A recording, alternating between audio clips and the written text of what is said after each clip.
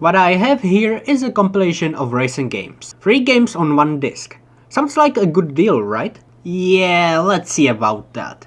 We're starting off with a pre-run racer if I'm being honest. The very first track in the game is essentially a NASCAR track. At least I don't have to do 100 laps around the track. Of course, more tracks will be available when we win trophies, but you can also win other cars. It controls okay, I suppose. It's not easy to explain, but the controls feel very low budget. Not good, not bad either. Although there was one instance where stack boxes caused the vehicle to flip over, so that was weird. Also during a race, my game froze. You can see it right here.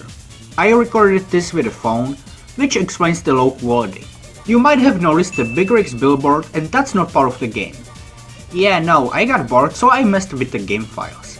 Look, I even got the Your Winner trophy to appear in the game.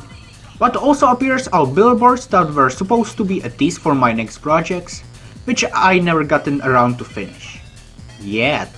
What I didn't replace was the music. This budget racer has surprisingly catchy music.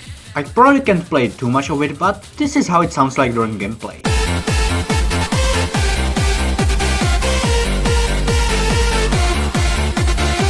If you wanna listen to more tracks, well, you can find the entire soundtrack on YouTube.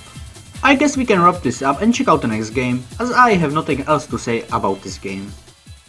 Second game in the collection, and it's bad. While the previous one wasn't anything to rhyme home about, this one has poorly designed tracks.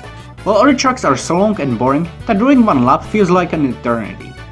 Mainly because this game has 32 tracks and a lot of them are repeats. Now, I won't really have a big problem with that, but it's the way the checkpoints are placed.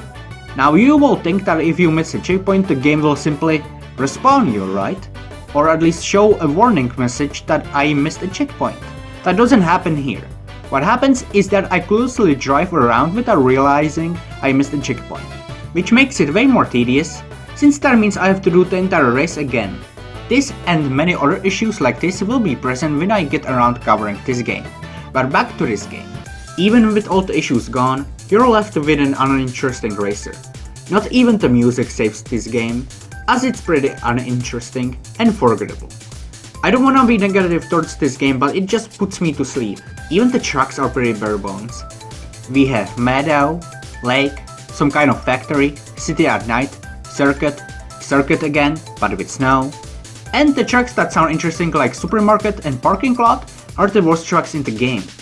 7 tracks. 7 out of 32, while the rest are repeats.